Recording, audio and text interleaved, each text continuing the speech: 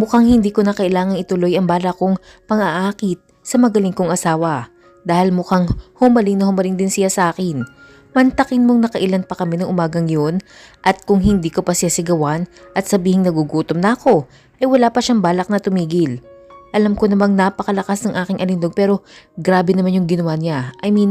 Namin pala dahil panay din ang pag I want you ko.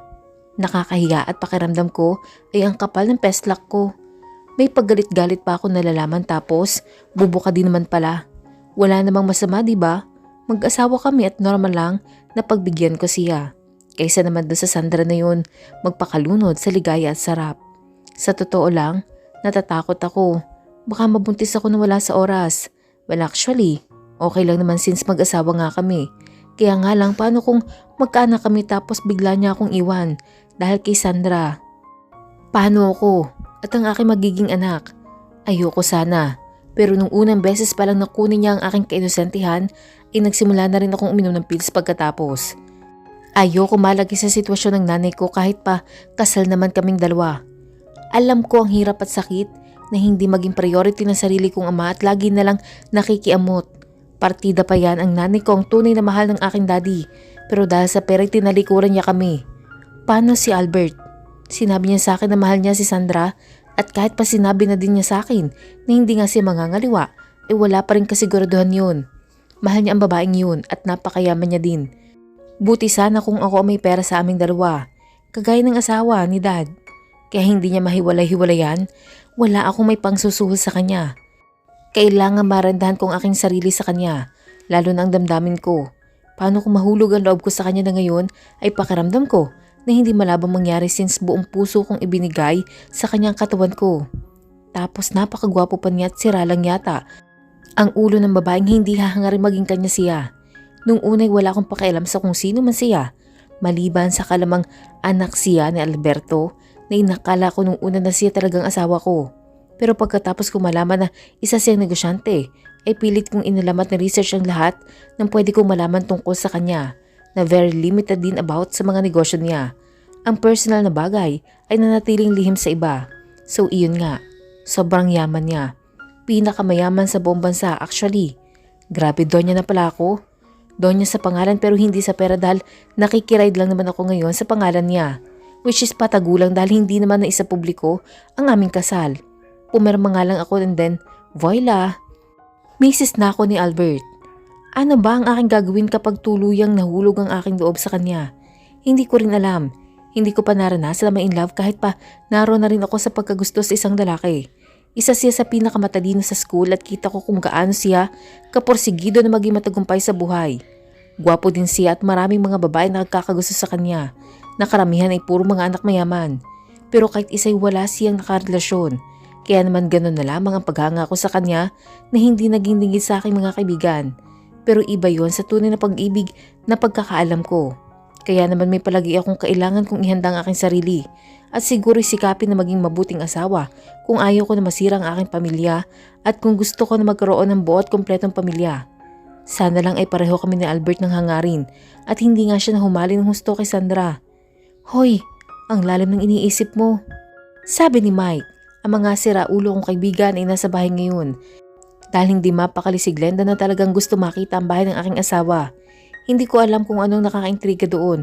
Mayaman din naman sila. Malamang iniisip niya kung paano niya gagastusin ang pera ng asawa niya. Ang nakakatawang wika ni Melay. Saan naman ang galing yan? Alam mo naman kung gaano kakuripot yang si Isabel. Sabi naman ni Melvin na kinatawa nila. Kaya nga yun ang iniisip niya. May pera nga siya kaya okay lang ba kung gagastos siya? Ganon ba? Napaka-overthinker niyan at aminin man niya o hindi. Alam naman natin na lahat na lang ikinukwenta niya. Sagot naman ni Melay. Paano ko naman gagastusin ang pera na hindi ko hawak no? Tanong ko naman. As in wala? Tanong naman na naintriga si Adele at sinagot ko siya ng patango. Isang beses lang ako nakahawak ng ATM niya. At iyon ay nung nasa Batangas kami at bumili ako ng damit dahil hinila niya ako doon nang walang dala maliban sa katawan ko. Mag-stay pala kami ng 3 days na ibinalik ko din naman sa kanya after. Sabi ko, grabe ka talaga. Alam mo, hindi naman mamasamay ng asawa mo kung hihingi ka sa kanya dahil nga mag-asawa naman kayo. Tsaka karapatan mo naman yun. Hindi ka kung sino lang na babae dyan sa tabi-tabi dahil asawa ka niya. Kaya tigilan mo yung pride at hiya mo pagdating sa asawa mo. Sagot naman ni Glenda. Madali sa inyong sabihin yan. Ang sagot ko na lang. Alam ko't naintindihan ang mga gusto nilang sabihin. Pero hindi ko talaga kayang humingi sa asawa ko.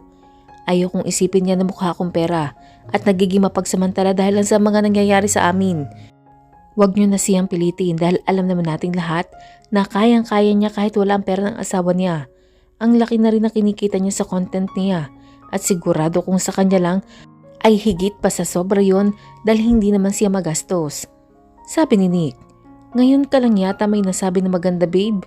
Sabo naman ni Melay na kinatawa na naming lahat. Pero alam mo, ang laki talaga ng bahay ng asawa mo, no? Tsaka itong si Glenda talagang pinagdala kami ng panligo. Alam na may pool kayo. Ang natatawa pa nitong sabi, ang yaman niya tapos walang swimming pool? That's impossible. Sabi naman ng aking best friend sabay upo sa tabi ko at kumuha ng pagkain na dala din naman nila. Mahilig magluto si Melvin at Adele, kaya magkasundo ang dalawa. Nagtaka pa nga ako kung bakit hindi sila magjowa gayong magkasundo sila sa lahat ng bagay. Tumayo ka na dyan at maglaro na tayo sa pool. Dagdag pa niya na kinaikot ng eyeballs ko. Paano hindi? Alam ko naman na referee ang kalalabasan ko dahil ako lang naman na walang partner. Gusto mo lang sumampa kay Melvin. Ang sabi ko na nanlilisik ng mga mata. Inggit ka lang. Kung gusto mo tawagin mo ang asawa mo at sampahan mo din. Kaya nga lang mukhang gusto mo lang sumampa sa kanya kapag nasa kama kayong dalawa. Pangasar pa nito na ikinatawa nilang lahat. Siguro sobrang active ng nightlife mo. Sabi naman ni Melay, I heard that your husband is very well known to women. You know? Stop it. That's private. Sabi ko na siguradong namumula ang aking pisngi sa hiya dahil natumbok niya. Simula ng gabing yun na nasundan pa ng kasunod na umaga ay madalas na kami magkaroon ng intimate time. Wah, nahihiya siya. I'm sure super active talaga. Sabi na naman niya at kahit nagtatawa na sila hindi ko na pinansin dahil alam kong hindi sila titigil kung patuloy ko itong i-deny. Tapos patuloy na kami sa paglulunoy sa tubig. Nakita ko masaya sila para sa akin at may mga advices pa sila sa akin na akala mo mula sa mga sarili nilang karanasan. I guess having a complete family like theirs made them realize the value of being married. They have their parents they can look up to just in case they settle down. Naging masaya ang aming maghapon at kahit na nilalamig na kami hindi pa rin namin napigilang magbabad sa tubig. Mag-aalas 4 na mag-decide kami na tumigil since morning pa lang nang magsimula kami. Tsaka baka dumating na si Albert at tayo kung maabutan niya kami nagkakasayahan. Hindi ko alam kung magugustuhan niya na masyado kaming palagay sa bahay niya. Pero ang inaasahan kong pag-alis nila ay agad natigil dahil naisipan pa ng mga lokong kaibigan na mag-stay pa at saglit at magkwentuhan. Sa palagay ko'y sobrang dami na natin napagkwentuhan. Nasa living room na kami at pawang mga parenting nakaupo. Ang daming tauhan ng asawa mo, hindi ba't negosyante siya? May private army ba siya? Tanong ni Melay. Sa totoo lang, itong dahilan kung bakit ayaw ko silang papuntahin dito. Hindi ko alam kung paano ko ito ipapaliwanag sa kanila. Not an army, but a private security. Ang narinig naming sagot ng aking asawa. Dapat mga 7 PM pa ang dating niya. Ano't nandito na siya? Tapos pumwesto ito sa likuran ko at binigyan ako ng halik sa aking sentido. Nagtingin na naman ang mga loko-loko na may halong panunukso. I don't know if you know this, but I have a security agency business along with my friends who previously worked in the military. Dagdag niya pa matapos niyang maupo sa tabi ko. Ang braso niya ay automatic na pumulupot sa aking baywang na hindi nakaligtas sa paningin ng aking mga kaibigan. Siguradong sandamakmak na tukso na naman ang aabutin ko sa aming GC. Sobrang busy mo pala. Buti may time pa kayo ni Isabel sa isa't isa. Si Glenda naman na nagtanong. I see to it that I go home as early as possible. I didn't know what she liked to do and I think she's not the type to tell everyone about it. Ang sagot naman niya, though I often saw her playing on her phone and told me one time when she was angry that it was for her content. Dagdag pa niya, nagalit siya ibig sabihin, nag-away kayo? Tanong naman ni Adele na bigla atang naging masyadong palagay. It was because she was gone AFK. I don't know about it. But it seems that it was important to her. Tapos nagtawanan sila. Mga hinayupak talaga. When it comes to that game, she wanted everyone to do what she wanted. Melvin would make me play and she would know that it wasn't him who was playing. What can I do? I am not good with games. Then she will nod and of course, I will only laugh at her because I know that it will only pisses her even more. Sabi ni Glenda, so sinasadya mo talagang tumawa? Ang tanong ko, sa nanlilisik na mga matatapos, nagsitawanan naman sila. Pagtingin ko kay Albert ay nakatingin din siya sa akin at nakangisi. Pikon, sabi niya sa akin kaya naman siniko ko siya at nakita ko nang masaktan siya. Hoy magsiuwi na kayo. Sabi ko sa mga kaibigan ko. Grabe siya. Sabi naman ni Mike, pabayaan yun at gusto na yata magsarili ng mag-asawa. Sabi pa ni Melay na halatang nanunokso. Tapos, nagsitayuan na sila at nagpaalam kay Albert. Siyempre pahinatid ko sila hanggang sa sasakyan. Tapos pumasok na ako sa bahay at dumiretso sa aming silid. Wala na si Albert kung saan namin siya iniwan. So malamang nasa study room niya ito. Ganun naman palagang ginagawa niya. Umuuwi ng bahay, galing sa trabaho para magtrabaho ulit. Hindi ako nakapagbanlaw na maayos kaya uulitin ko na lang ngayon. Dumiretso ako sa walk-in closet para kumuha ng towel at papunta na ako sa bathroom nang bumukas ang pinto nito at iniluwa si Albert hawak ang botelya ng aking pills. This is yours? Ang tanong niya na palagay ko'y galit. Tumango ako bilang pag-amin at nakita kong nagtangis sa kanyang mga bagang. Why?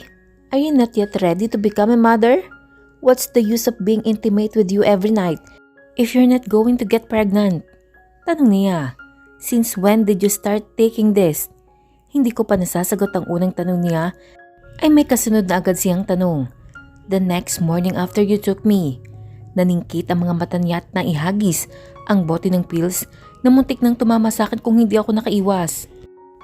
Bakit siya nagagalit? Tapos, nakita kong palapit siya sa akin at hindi ko maintindihan at nakaramdam ako ng takot. You didn't want me to be your child's father as well? Buisit talaga, ano bang nangyayari sa taong to? Did you know why I married you? So I can have a child. Sabi pa niya, gusto ko din naman magkanak pero hindi ko alam kung gusto din niya. Gusto ko sana magpaliwanag pero hindi ko magawa. Tapos lumabas na siya ng aming silid nang walang anumang sabi. Albert POV. She's really something. I had no idea that she was taking pills. Is that how bad she feels to be with me? I've tried to become a better husband. I even consulted Dad on what to do since I know I did something that hurt her. I felt guilty with everything I did to her that caused her anger. Pero kulang pa rin. When she called me by endearment the first time, my guilt washes away since I know that time that she wanted that I'm doing. I did ask her to pretend but since she called me Ali and screamed it, I thought that it was fine with her. After that, we always had very intimate and steamy nights. We had been together for a couple of months. Now when I thought that she was comfortable with me, I liked the feeling of being with her. When Dad asked me to get married, she was the first woman I thought of. I never liked anyone but her. Tandang-tanda ko pa nang una kaming magkita. 11 years ago. 24 ako noon at nasa Ilocos sa tabing dagat. Kamamatay lang ng pinakamamahal kong kapatid at ng panahong yun ay sinisisi ko ang aking sarili dahil inisip ko na ako ang dahilan kung bakit nangyari yun. Mahal na mahal ko siya. Kami ni Daddy actually. She's the only thing that made us remember Mom. They look exactly alike. Kahit yung mga kilos at pagsasalita, parehong pareho.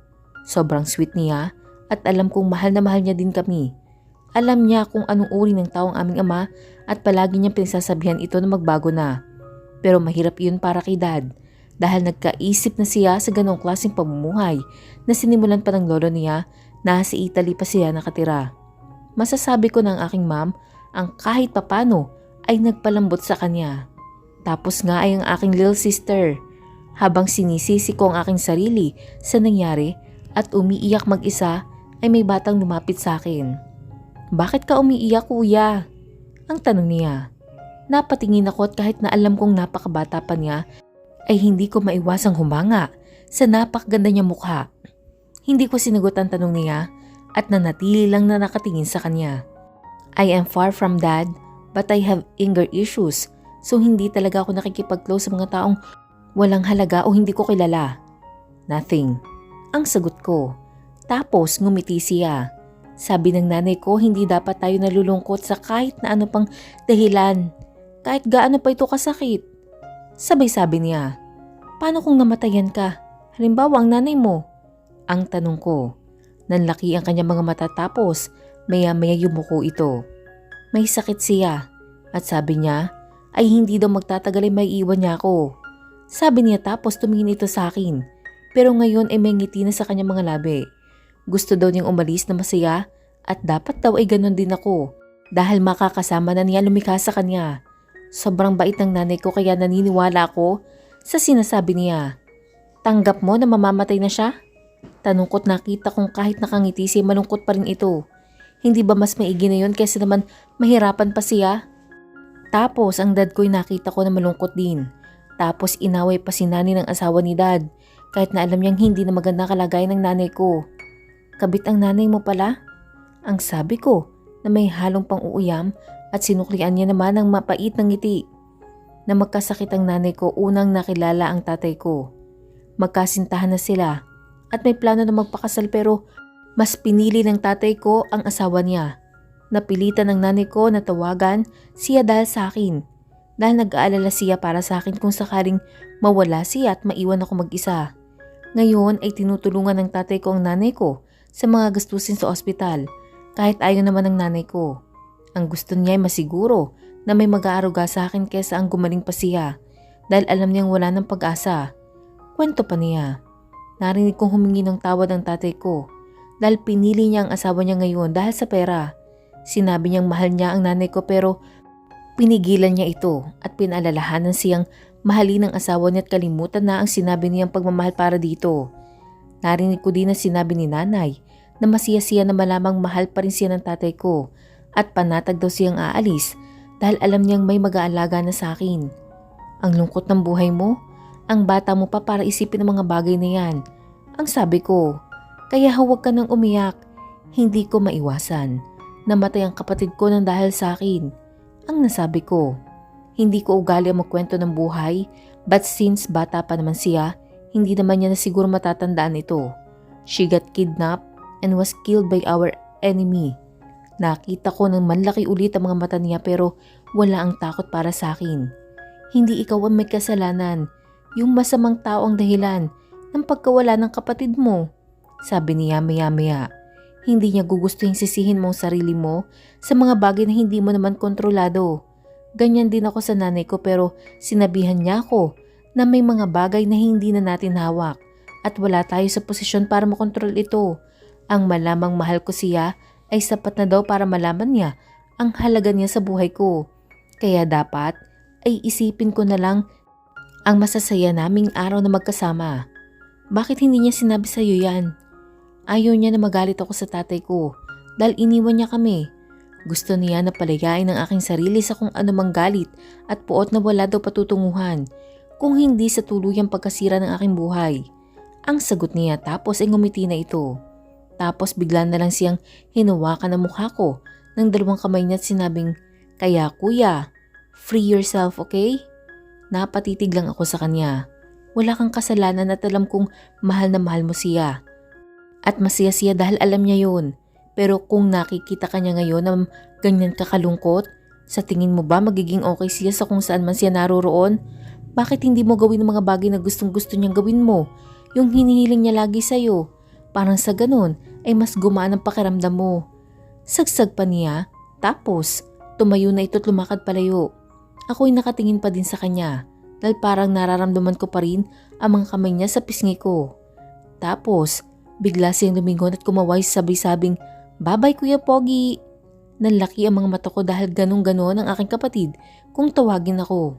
Napangiti ako nang hindi ko namalayan. Balik tayo sa kasalukuyan. Iyon ang huli kong kita sa kanya pero sinabihan ko ang tauhan ni Dad na kasama ko ng araw na yon na alamin ang lahat ng tungkol sa kanya at napatunayan kong totoo ang lahat ng sinabi niya. Nalaman ko din na matalino siya at hanggang sa mamatay ang nanay niya ay naging matatag siya. Nang sabihin ni Dad na gusto niya mag-asawa ako ay si agad ang naisip ko. Pero dahil nakilala ko din ang stepsister niya ay kinausap ko mabuti ang dad niya. Mahal siya ng daddy niya pero hindi nito kayang tumayo sa sarili niya mga paa. Takot maghirap. Pinalabas ng dad niya na ang daddy ko ang mapapangasawa niya dahil alam niyang gusto ako ng isa pa niyang anak at gusto niya na mapasaayos ang buhay ni Isabel. Ang tanong, naayos nga ba?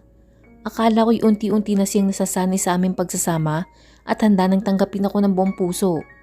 Nang una ko siyang makita, muli ay nagandahan pa rin ako sa kanya. Natuwa pa si Dad at gustong-gusto din siya bilang manugang nito. Naalala daw niya si Ma'am at ang aking kapatid kaya approve daw sa kanya. Maraming babae nagdaan sa buhay ko. Hindi ko itinatanggi yun. Pero dahil sa uri ng buhay namin ni Dad, ay sinikap ko na hindi mapalapit sa kahit sino sa kanila. Ayoko mangdamay ng iba dahil baka mamaya nandiyan pa rin ang kaaway ni Dad. Pero dahil ako ang humahawak ng organisasyon, ay ako na din ang tatargetin nila, pati na mapapalapit sa akin. Sinikap ko maiayos ang organisasyon dahil iyon ang gusto ng namatay kong kapatid at malaki na din ang pinagbago nito. Natutuwa din si Dad dahil after kong hawakan ng kumpanya ay mas lumago pa ito. Nagtayo ako ng security agency kasama ng mga kaibigan kong dating nasa military pero mas pinili ang magnegosyo kaya kahit na ilang tauhan pa ay kaya ko magkaroon. And now, Isabel, what do I need to do to make her accept me fully? It was already hard that I had to fight to her every time we had a misunderstanding. I really wanted to have a child with her. But what can I do if she doesn't want to? Am I that bad? I never talked to her after that or confronted her anymore. Since I didn't want to hurt her physically and scare her even more. Vincent warned me about it and I didn't want to push it to her partner either. When I got home, she was already sleeping. But I still did what I usually do when sleeping. It's hugging her and trying to make her feel my warmth. Although I couldn't do it when she's awake because I was worried that she would only get mad at me. But without her, knowing even when I was drunk, I see to it that I had her in my arms. Albert, ang tawag sa akin ni Vincent.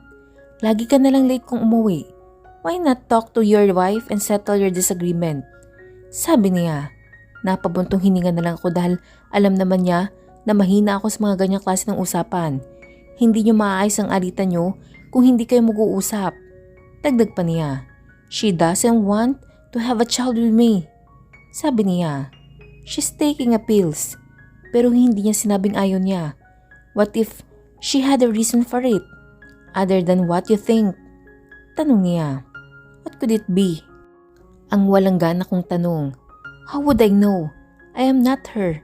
Sagot niya din. But if you ask her, you will be able to know her reason. You didn't even give her a chance to talk. He exclaimed. He knows me very well. He knew that I am not the type to listen to someone hurt me. Yes, I was hurt with the thought that my wife doesn't want to become the mother of my child. Come on, Albert. Kaysa naman magmukmuk ka dito sa opisina mo, sabi niya ulit. Tapos tumunog ang aking cellphone at napakunot ako na mabasa ko message.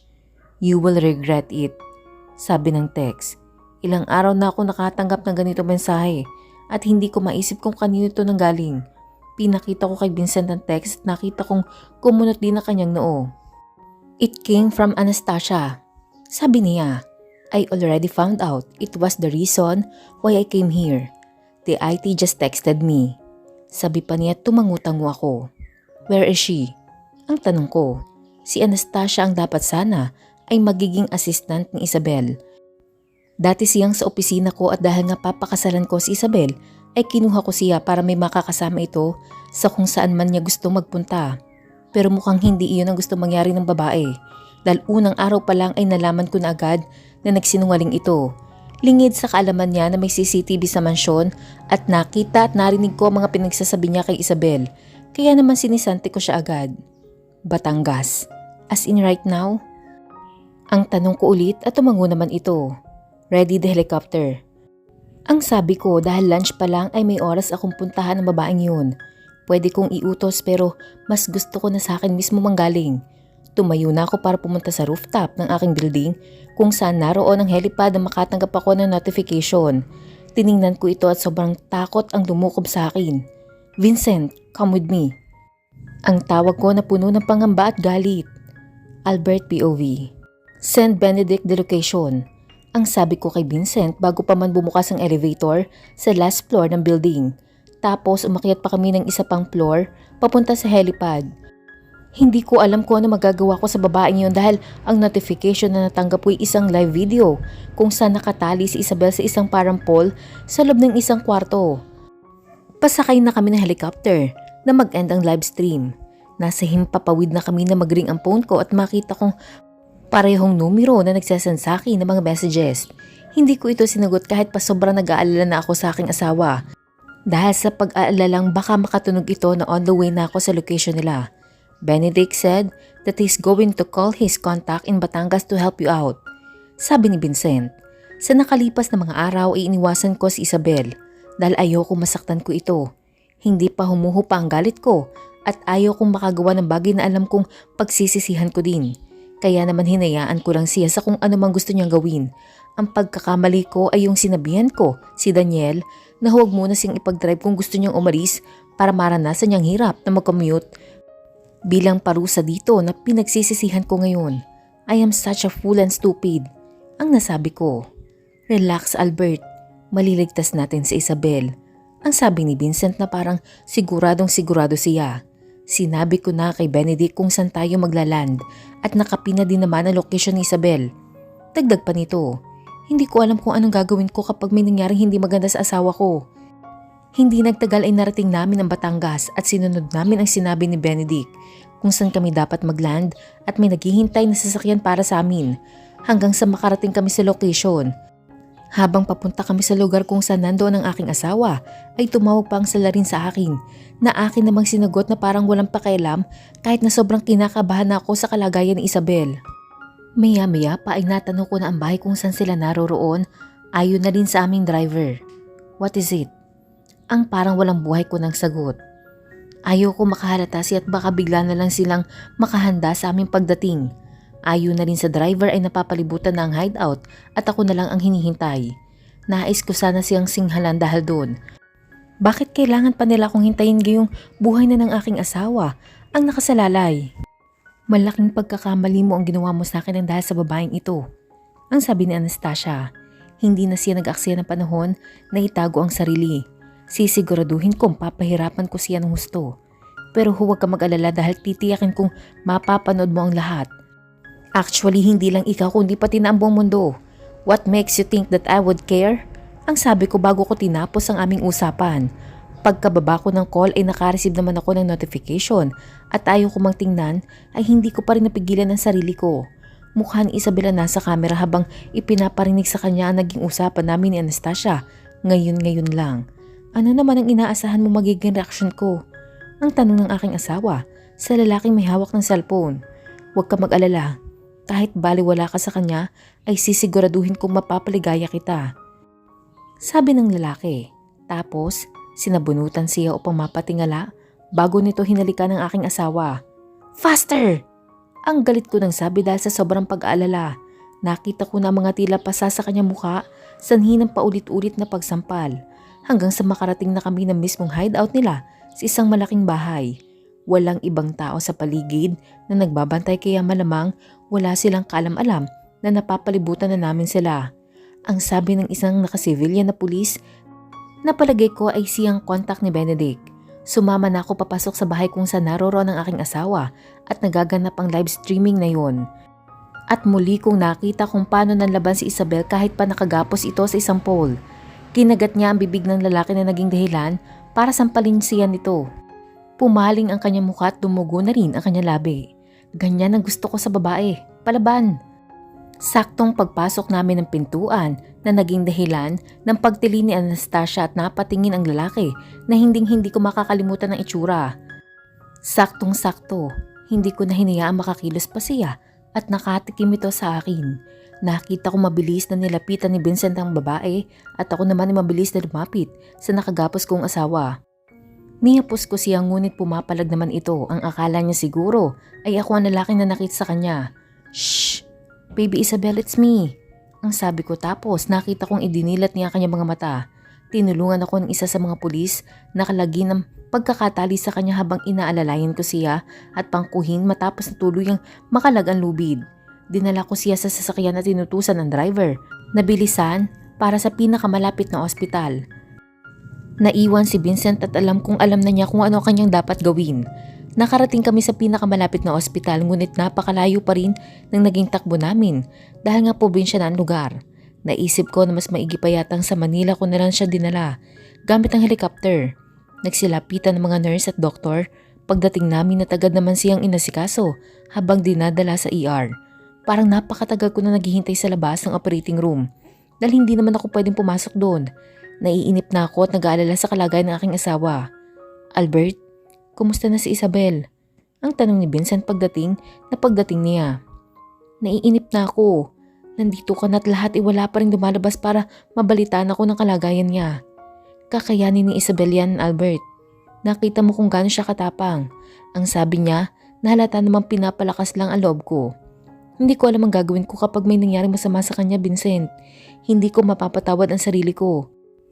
Para akong nauupos na kandila dahil sa tagal ng aking paghihintay.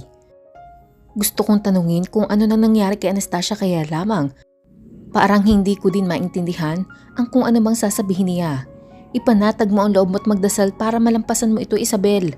Huwag kang masyado magpanik para makapag-isip ka na maayos. Ang paalala niya sa akin. Hanggang 1 oras pa ang lumipas nang lumabas ang doktor mula sa operating room.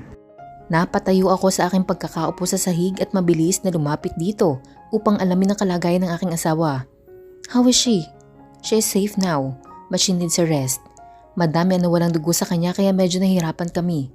She received 2 stab wounds to her stomach at bukod sa pasa sa mukha ay may mga paso din na sigarilyo sa kanyang katawan." Ang sabi ng doktor na kinagulat ko. Hindi ko na napansin ang mga yun kanina at hindi ko mapigilang mapaiyak. "Salamat, Dok." Si Vincent na nagsalita para sa akin. Itatransfer na namin siya sa kanyang kwarto kaya maaari nyo nang hintayin doon. Sabi pa ng doktor. Pero ayoko. Hihintayin ko siyang ilabas ng operating room. Sabay kaming pupunta ng kanyang silid. Hindi ko nahahayaang mawalay siya sa aking paningin.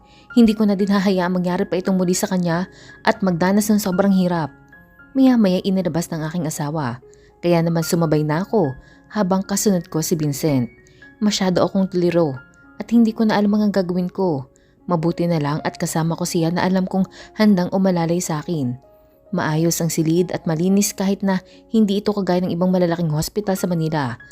Ang maging komportable si Isabel ang nais ko. Lalo na at masyadong hirap ang dinanas niya sa kamay ng lalaking yun at ni Anastasia. Sigurado ako na siya ang higit na dahilan ng mga pasa ng aking asawa at sisiguraduhin kong pagbabayaran niya ng higit pa sa doble ang ginawa niya sa aking asawa. Kinausap ko ang doktor tungkol sa balak ko na ilipat ng ibang ospital si Isabel para tuluyang mapagaling at pumayag naman ito. Kaya hihintayin lamang namin na medyo mag-okay siya at babalik na kami na Manila. Mas okay kung nandun siya at malamang ay nag-aalala na rin ang kanyang mga kaibigan kung nakita ng mga ito ang livestream ni Anastasia. May nurse na naman siyang titingin sa kanya maya't maya. Pero maliban sa mga importanteng bagay na kailangan gawin sa kanya na nangangailangan ng isang profesional ay sinabi kong ako na ang gagawa. Mas magiging palagay ako kung ako mismo ang mag-aasikaso sa kanya. Nasa kulungan na si Anastasia at siguradong mabubulok siya doon, sabi ni Vincent. Nakatitig lang ako kay Isabel at sobrang nadurog ang puso ko dahil kitang-kita sa mukha niya ang dinanas na hirap sa kamay ng mga walang hiyang yun. Sinabihan din ako ni Benedict na nag-take down na niya ang video at wala nang sino man makakapag-open nun. Kahit yung mga na-share na ay naagapan naman niya. Dagdag pa nito, tumango-tango ako dahil talagang maasahan siya. "Thank you, Vincent," ang sabi ko nang hindi inaalis ang aking paningin kay Isabel. I saw how much she fought and never gave them the satisfaction of showing them her fears. She's very tough and strong. Sagot naman niya na sinang-ayunan ko kagad. Aalis muna ako taasikasuhin ko helicopter pati na rin ang ospital na paglilipatan natin sa kanya sa Manila. Sabi pa niya bago lumabas ng silid. Naiwan naman akong nakatingin lang sa maamong mukha ni Isabel. Oo nga't galit ako sa kanya. Pero iyon ay dahil sa kalamang ayaw niya magkaanak sa akin. Ngunit kahit na ganoon ay hindi ko gugustuhin mangyari sa kanya ang ganito. Alam ko rin na napakabata pa niya. Kakagraduate lang ng college at dapat ay nagsasaya pa kaya hindi ko siya masisisi kung wala pa sa isipan niya ang pagiging ina, lalo na kung pinilit lang naman sa kanya ang makasal sa akin. I'm sorry for letting you down. I promise that this will never happen again. Ang nasabi ko habang hawak-hawak ko ang kanyang kamay. Gusto kong sumagot siya sa akin at tawayin ako. Maigi na yun kaysa naman hindi niya ako kibuin kagaya ngayon dahil sa nangyari sa kanya. Mas gusto ko na sumasagot siya sa akin kaysa makita siya nakahiga lang at walang malay. I am going to protect you with my life and I'm going to stay with you always. Dagdag ko pang sabi na sana'y naririnig niya. Gusto kong malaman niya nagsisisi ako. Dahil hindi ko siya pinasamahan kay Daniel. Kung hindi ko sana ginawa yun, hindi magkakaroon ng pagkakataon si Anastasia na makuha siya. Wala sana kami ngayon dito sa Batangas at malamang ay nasa mansyon kami at nagtatalo. Nang sumunod na araw ay tuluyan ang nagising si Isabel at nakahinga ako na maluwag dahil doon.